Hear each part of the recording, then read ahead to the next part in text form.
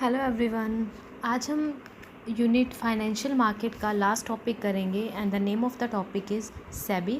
SEBI means securities and exchange board of India. We know जो किसी भी कंट्री की शेयर मार्केट एक कंट्री की इकोनॉमी को डिटरमाइन करती है, इकोनॉमी को शो करती है। और अगर हम इंडिया की बात करें तो 1980 में जो ये पब्लिक पार्टिसिपेंट है, जो ये शेयर मार्केट्स है, इसमें बहुत ज़्यादा तेज़ी आई थी। बहुत लोग अपना मनी इन्वेस्ट करने लग गए थे क्योंकि बहुत ज़्यादा इसमें एक्शंस एक्टिविटीज़ हो रही थी। तो डेफिनेटली माल प्रैक्टिसेस तो होनी ही थी। स्टॉक एक्सचेंज के रूल्स को फॉलो नहीं किया जा रहा था, शेयर्स में डिलीवरी को लेट कर दिया जाता था। और तो कुछ ऐसे भी केसेस आ गए थे जिसमें शेयर होल्डर्स की पर्सनल इन्फॉर्मेशन को पर्सनल प्रॉफिट के मोटिव से यूज़ किया जाने लगा था। तो इन सब माल प्रैक्टिसेस को देखते हुए लोगों का शेयर मार्केट में कॉन्फिडेंस कम हो रहा था, वो ट्रस्ट नहीं कर रहे थे। It became necessary to establish a unit. एक ऐसी स्टेटरी बॉडी को लाना बहुत ज़रूरी हो गया था जो इन सब एक्शंस पर कंट्रोल कर सके, जो स्टॉक एक्सचेंजेस पर कंट्रोल कर सके। इसीलिए सेबी इस्टेब्लिश किया गया। SEBI was established in 1992। Now let's read objectives of SEBI. First objective is regulation of stock exchanges. SEBI का पहला काम ये है कि जितने भी स्टॉक एक्सचेंज है उन्हें रेगुलेट किया जा सके, उन्हें कंट्रोल किया जा सके, उन पर रूल्स लगाए जा सके, जिससे जितने भी इन्वेस्टर्स या जितनी भी पार्टीज़ स्टॉक एक्सचेंज में ऑपरेट कर रही हैं उन्हें एफिशिएंट सर्विस मिले। Second objective is protection to the investors. जैसे कि आपको पहले ही बताया कि सेबी इसलिए आई थी, बहुत सारी माल प्रैक्टिसेस होने लग गई थी, गलत काम होने लग गए थे, मिसयूज़ होने लग गया था इन्फॉर्मेशन का, इन्वेस्टर्स अपने आप को सेफ़ नहीं फील कर रहे थे। तो अब सेबी इन्वेस्टर्स के इंटरेस्ट को प्रोटेक्ट करेगी, जिससे उनकी इन्फॉर्मेशन को गलत तरीके से यूज़ ना किया जा सके, उन्हें टाइम पर डिलीवरी हो, टाइम पर पेमेंट हो। So this is the foremost objective, मतलब most important objective of SEBI है। Third is checking the insider trading. इसका मतलब है जो इनसाइडर पार्टीज़ हैं, मतलब कि जो डायरेक्टर है और जो प्रमोटर है, जिनके पास इन्वेस्टर्स की सारी इन्फॉर्मेशन है, उस इन्फॉर्मेशन का एडवांटेज उठाना, that is insider trading. But SEBI इस पर चेकिंग करती है, मतलब इस पर कंट्रोल लगाती है। ऐसा करना गलत समझा जाता है। तो सेबी ने इसके लिए भी कई स्टेप्स उठाए हैं। Next is control over brokers. Brokers are the person जो एक मीडिएटर का काम करते हैं इन्वेस्टर और कंपनीज़ के बीच में। उन पर भी कम्प्लीटली कंट्रोल लगाया हुआ है। इवन ब्रोकर्स को भी कई रूल्स फॉलो करने होते हैं।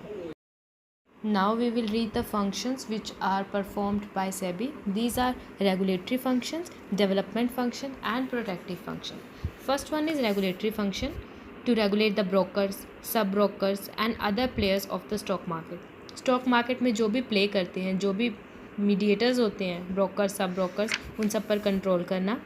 Second, to register the collective investment schemes such as mutual funds. Mutual funds क्या होते हैं? एक ऐसी स्कीम होती है जिसमें कई सारी कंपनीज़ के शेयर्स, डिबेंचर्स, बॉन्ड्स, इनका एक मिक्सचर सा ख़रीदा जाता है। एक पर्टिकुलर कंपनी, एक पर्टिकुलर ऑर्गेनाइजेशन में मनी इन्वेस्ट नहीं किया जाता है, कलेक्टिवली इन्वेस्ट किया जाता है। अब रेगुलेट करना है स्टॉक ब्रोकर्स को, पोर्टफोलियो एक्सचेंजेस। पोर्टफोलियो भी यही होते हैं, जो लिस्ट होती है ना अलग अलग कंपनीज़ में जो एक इन्वेस्टर ने इन्वेस्ट कर रखे हैं, वो पोर्टफोलियो बोलते हैं। और एक्सचेंजेस तो आप समझ ही गए हो, अदला बदली। तो portfolio exchanges, under writers, merchant bankers. Merchant bankers means ऐसे बैंक्स जो बिजनेस पर्पज़ से इस्टेब्लिश्ड हैं, या फिर और जो भी सिक्योरिटी मार्केट है, उन सबको रेगुलेट करने का काम करते हैं। To regulate the take over bids by companies, मतलब कि कंपनी कितने प्राइस पर शेयर को इशू कर रही है, उस चीज़ को भी रेगुलेट किया जाता है। To call information by undertaking inspection, conducting inquiries and audits the stock exchanges and other intermediaries. यानी कि स्टॉक एक्सचेंज इंस्पेक्शन कंडक्ट करवाता है, इंक्वायरीज लेता है, ऑडिट करता है स्टॉक एक्सचेंजेस की, और भी जो एक्सचेंजेस है या जो भी इंटरमीडियरीज हैं, उन सब से इंफॉर्मेशन कलेक्ट करता है। नेक्स्ट इन टू लेवी फ़ी और other charges for carrying out the purpose of the act. Fees भी चार्ज की जाती है सेबी के द्वारा। और जितनी भी पावर्स मिली हुई है सिक्योरिटीज़ कॉन्ट्रैक्ट एक्ट 1956 के अंडर, उन सब पावर्स को सेबी यूज़ करता है। So this was the regulatory function which is perform by SEBI. Second one is development function. जब डेवलपमेंट फंक्शन को देखें तो जो इंटरमीडियरीज़ है, जितनी भी शेयर ब्रोकर है, सब ब्रोकर्स है या एजेंट्स हैं, उनको ट्रेनिंग भी सेबी प्रोवाइड करता है और साथ साथ रिसर्च वर्क भी करता है और अदर इम्पॉर्टेंट इन्फॉर्मेशन को भी पब्लिश करता है। जो इंटरेस्टेड पार्टीज़ हैं या फिर जितने भी पार्टीज़ स्टॉक एक्सचेंज में एक्टिव होती है उनको ज़रूरत हो सकती है ऐसी इन्फॉर्मेशन को पब्लिश करता है। साथ ही साथ सेबी का एक ये भी बहुत इम्पोर्टेंट फंक्शन है कि वो स्टॉक मार्केट को डेवलप करना चाहता है, इसलिए वो ऐसी ऐसी अप्रोच अडॉप्ट करता है जिससे इन्वेस्टमेंट बढ़े, जिससे फ़्लो बढ़े और जिससे ये जो सेकेंडरी मार्केट है, सेल परचेज़ की एक्टिविटीज़ है, इवन ये भी ज़्यादा हो। Third type of function is protective function, मतलब प्रोटेक्ट करना है, यहाँ इन्वेस्टर्स को प्रोटेक्ट करना है, उनके साथ कुछ अनफेयर ट्रेड प्रैक्टिसेस ना हो, मार्केट में कोई अनफेयर ट्रेड प्रैक्टिसेस ना हो, इन्वेस्टर्स को फ्रॉड का सामना ना करना पड़े। साथ ही साथ इनसाइडर ट्रेडिंग पर भी कंट्रोल करता है, चेक करता है कि प्राइवेट इन्फॉर्मेशन को पर्सनल मोटिव के लिए यूज़ ना किया जाए। इसके लिए बहुत सारे rules, code of conduct issue किए जाते हैं स्टॉक एक्सचेंज के द्वारा, जो सबको फॉलो करने होते हैं। Now we will read some terms which are used in stock exchange. First term is बदला और you can say contango. बदला या contango एक तरह का इंटरेस्ट होता है जो पे किया जाता है। और ये इंटरेस्ट कैसे पे किया जाता है? देखो, जो सेलर है, सिक्योरिटीज़ का सेलर है, वो चाहता है कि सिक्योरिटीज़ ज़्यादा से ज़्यादा प्राइस पर सेल हो, राइट? बट क्योंकि अब सिक्योरिटीज़ के प्राइसेस कम हो चुके हैं तो वो अभी डील नहीं करना चाहता है, क्योंकि बुल मतलब वो पर्सन जो चाहता है उसकी सिक्योरिटीज़ हाई प्राइस पर सेल हो, वो ट्रांजैक्शन को पोस्टपोन कर रहा है, आगे फॉरवर्ड लेकर जा रहा है, तो उसे इंटरेस्ट पे करना पड़ता है, जो उसे कहा जाएगा बदला। Next is backwardation. अब यहाँ पर बात करेगी परचेज़र की, जिसे सिक्योरिटीज़ ख़रीदनी थी। जब सिक्योरिटीज़ के प्राइस हाई हो जाते हैं तब बियर चाहता है कि वो उन सिक्योरिटीज़ को भी परचेज़ ना करे, वो इस चीज़ को फॉरवर्ड कर दे, तो अब जो इंटरेस्ट बियर को पे करना पड़ेगा वो होगा backwardation. Next word is bear वो पर्सन है जो एक कॉन्ट्रैक्ट में आता है इस एक्सपेक्टेशन के साथ कि फ्यूचर में प्राइसेस कम होंगे तो मैं फ्यूचर में कम प्राइसेस पर ये डील कर लूँगा, और वो कॉन्ट्रैक्ट आज कर रहा है बट प्राइसेस फ्यूचर वाला डिसाइड होगा। इसे बहुत सिंपल एग्जांपल से समझते हैं।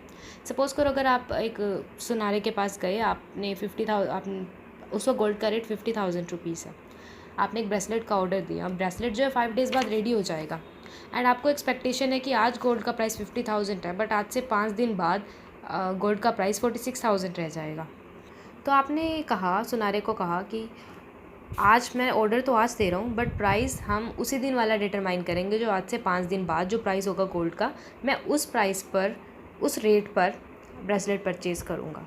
तो ये आपके बीच में कॉन्ट्रैक्ट हो गया, कॉन्ट्रैक्ट आज ही हुआ, बट प्राइस कौन सा फिक्स होगा? जो 5 दिन बाद जो मार्केट का रेट होगा गोल्ड का, right?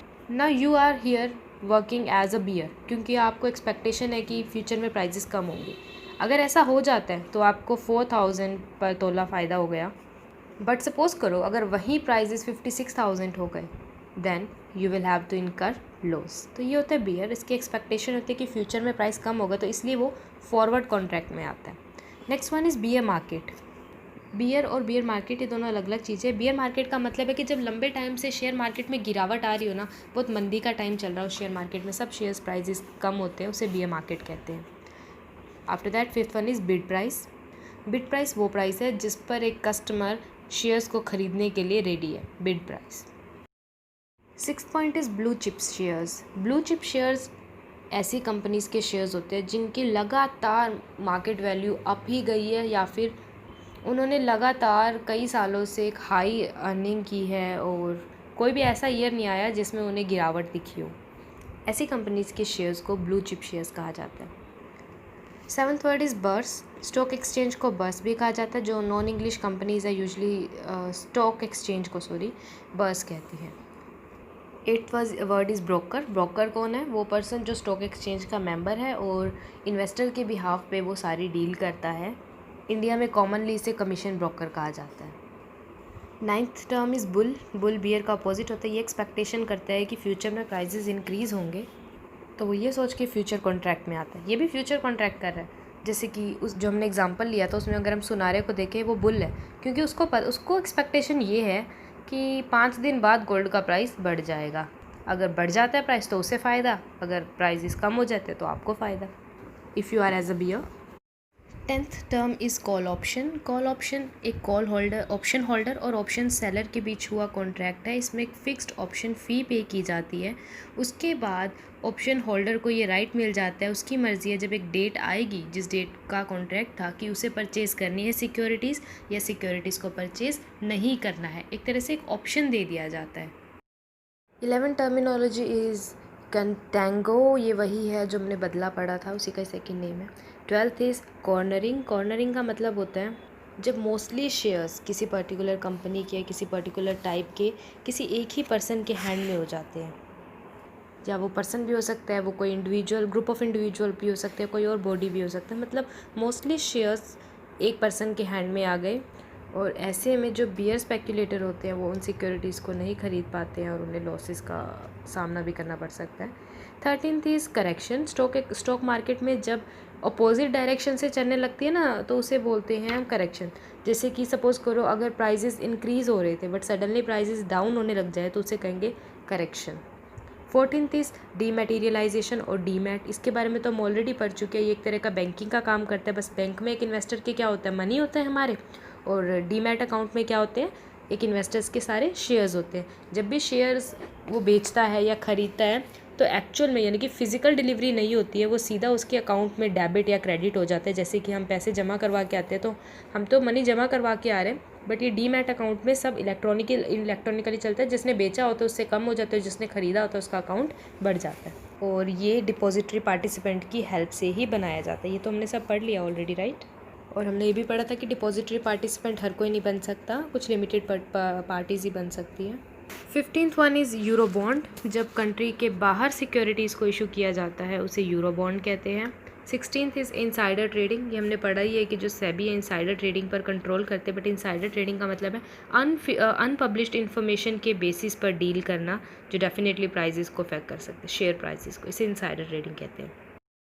17th term is institutional investors. ये वो इन्वेस्टर्स है जो बहुत बड़ी अमाउंट में शेयर मार्केट में इन्वेस्ट करते हैं। बेसिकली ये कोई फाइनेंशियल इंस्टीट्यूशंस होते हैं, बैंक्स होते हैं, जैसे जो हमारे कमर्शियल बैंक्स है, ये भी जो हमारा मनी होता है सब शेयर मार्केट में इन्वेस्ट करते हैं। इंश्योरेंस कंपनीज़ होती है, यानी बड़े बड़े जो भी फाइनेंशियल इंस्टीट्यूशंस होते हैं वो सब इसमें बहुत लार्ज अमाउंट में इन्वेस्ट करते हैं। 18th is curb trading. Curb trading का मतलब है स्टॉक एक्सचेंज का जो वर्किंग टाइम है तो उससे पहले या उसके बाद में, उन वर्किंग आवर्स से पहले, उस वर्किंग आवर्स के बाद में जो ट्रेडिंग होती है उसे कर्ब ट्रेडिंग कहते हैं। 19th is lame duck. Lame duck is when a bear feels it difficult to fulfill his promises. He struggles in the same way as we find a lame duck struggling. ये वही है जैसे जब beer को loss हो जाता है ना, जब बियर ने एक्सपेक्टेशन की होती है कि फ्यूचर में प्राइजेस कम हो जाएंगे, मैं तब इसको ख़रीद लूँगा, बट बाई चांस उसकी एक्सपेक्टेशन से अपोजिट हो जाए, फ्यूचर में प्राइजेस बढ़ जाएँ अगर, तो बियर को लॉस उठाना पड़ता है क्योंकि उसकी एक्सपेक्टेशन जो है अपोजिट पड़ गई, उसे बहुत लॉस हो गया, तो उसे एक लेम डक की स्टेटस कहा, उसे लेम डक का स्टेटस दिया जाता है। 20th term is odd lots. पहले ये जानना ज़रूरी है कि लॉट्स क्या होता है। कंपनी के जो शेयर्स हैं ना वो एक स्पेसिफिक नंबर्स में ही ख़रीदे जा सकते हैं। ऐसा नहीं है कि आप 2-3 शेयर्स ख़रीद सकते हो। कंपनी ने फ़िक्स नंबर कर रखे होते हैं कि अगर आपको शेयर्स ख़रीदने हैं तो इस पर्टिकुलर लॉट में ख़रीदने होंगे, इतने नंबर ऑफ़ शेयर्स तो ख़रीदने ही होंगे। तो ऑड लॉट्स को अगर हम बिल्कुल सिंपल वर्ड्स में कहें तो जो कंपनीज़ ने अपने जो लॉट है वो एक लॉट को में 100 से कम शेयर्स रखे हुए हैं, जैसे कि 50 शेयर का सेट है या 60 शेयर्स का सेट है, इसे ऑड लॉट कहा जाता है। और अगर कोई चीज़ 100 के मल्टीपल में होती है ना तो उसे राउंड लॉट कहा जाता है। जैसे कि किसी पर्टिकुलर कंपनी के शेयर्स आप 300 ही खरीद सकते हो 1 लॉट में, तो ये जो 300 है वो 100 के मल्टीपल में है, इसे राउंड लॉट कहा जाता है। Next is put option. अच्छा, हमने कॉल ऑप्शन पढ़ा था। कॉल ऑप्शन में हमने कहा था कि परचेज़र की मर्ज़ी होगी वो ख़रीदना चाहता है या नहीं, उसको एक ऑप्शन दिया जाता है। पुट ऑप्शन में सेलर को ऑप्शन दिया जाता है, उसकी मर्ज़ी है वो सेल करना चाहता है या नहीं ऑन अ पर्टिकुलर डेट। जब पर्टिकुलर डेट आएगी वहाँ तब उसकी मर्ज़ी है वो करना चाहता है या नहीं। ऑब्वियसली इन दोनों में, कॉल ऑप्शन और पुट ऑप्शन में, दोनों में एक फ़िक्स्ड ऑप्शन फ़ी पे करनी पड़ेगी। 22nd term is SEBI. SEBI एक ऑर्गेनाइजेशन है जो स्टॉक एक्सचेंज को कंट्रोल करती है, इन्वेस्टर्स का इंटरेस्ट का ध्यान रखती है और सब चीज़ों के लिए गाइडलाइंस इशू करती है। 23rd term is securities. Securities, shares, debenture, bonds, saving certificates, ये सब जिनमें डील होती है एक्चुअल में ये सिक्योरिटीज़ होती हैं जो बेसिकली स्टॉक एक्सचेंज में ट्रेड की जाती है। 24th is Sensex. Bombay stock exchange की जो फर्स्ट 30 कंपनीज़ हैं उन टोटल शेयर्स वैल्यू के अकॉर्डिंग जो मार्केट का रेट डिटरमाइन किया जाता है उसे सेंसेक्स कहते हैं। और निफ्टी बताया था, निफ्टी किसका है? नेशनल स्टॉक एक्सचेंज की 50 कंपनीज़ का। 25th is short selling. Short selling का मतलब है सेलर उन सिक्योरिटीज़ को सेल कर रहा है जो उसने अभी तक खरीदी ही नहीं है, बट स्टिल वो सेल कर रहा है उसको कि उसकी एक्सपेक्टेशन है कि प्राइजेस इसके कम हो जाएंगे, और वो बेसिकली करेगा क्या, सिक्योरिटीज़ की डिलीवरी करेगा और जो बीच का डिफरेंस होगा ना डिलीवरी करते हुए वो अर्निंग हो जाएगी। सपोज़ करो एक सेलर ने किसी से डील कर ली कि 150 रुपीज़ आज पर शेयर है, तो मैं तुम्हें आज से 5 दिन बाद इस रेट पर दे दूंगा, बट सेलर को लगता है कि प्राइस फ्यूचर में 120 हो जाएंगे, जो 30 रुपीज़ का गैप है ना वो उसे एज अ प्रॉफिट मिलेगा। ये सब स्पेकुलेशन का पार्ट बनता है, which is a 26th term speculator. ये वो इंडिविजुअल्स हैं ना तो सिक्योरिटीज़ को खरीदते हैं ना बेचते, बट इसमें ट्रांजैक्शन करते हैं इस एक्सपेक्टेशन के साथ कि सिक्योरिटी के प्राइजेस में चेंजेस होंगे और वही चेंजेस इनको प्रॉफिट दिलवाएंगे। इस एक्टिविटी को स्पेकुलेशन कहा जाता है। 27th is Stag. Stag is also speculator. वो क्या करते हैं, जो नई नई कंपनीज़ आती हैं उनके शेयर्स खरीद लेते हैं। उसे एक्सपेक्टेशन होती है कि जैसे ही वो एप्लीकेशन ले लेगा इन शेयर्स की, जैसे ही ट्रेडिंग स्टार्ट हो जाएगी तो इसके प्राइजेस बढ़ जाएंगे। तो स्टैक बेसिकली ज़्यादा अपना मनी इन्वेस्ट नहीं करता। वो क्या करता है, ज़्यादा अमाउंट में शेयर्स तो खरीदता है बट एक शेयर में ज़्यादा अमाउंट स्पेंड नहीं करता। सपोज़ करो एक शेयर जैसे 500 रुपीज़ फेस वैल्यू है, तो स्टार्टिंग में कंपनी जब नई शुरू होती है तो पूरे के पूरे 500 रुपये नहीं मंगवाती, वो एक छोटा सा प्राइस मंगवाती है, एप्लीकेशन मंगवाती है। लेट्स से 50 रुपीज़ एप्लीकेशन के मंगवाए, तो ये स्टैग है, ये 50 रुपीज़ पर शेयर के अकॉर्डिंग काफ़ी सारे शेयर्स खरीद लेगा।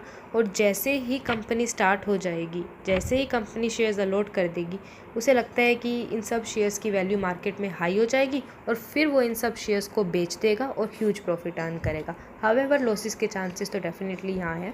So that's it for today. I hope you understand today's lecture. जो ये टर्मिनोलॉजी है ये थोड़ी सी डिफ़िकल्ट है, तो जितना ईजी वर्ड्स में आप याद रख सकते हो उतना ही कर लो, इनफ रहेगा। As a homework you have to learn this, and thank you.